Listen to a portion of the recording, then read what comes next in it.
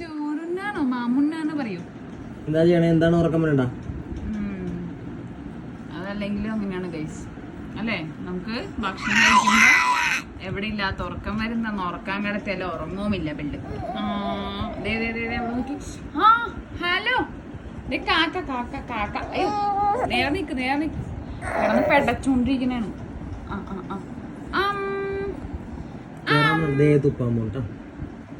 തുപ്പിയ അടിക്കും കേട്ട ഞാൻ.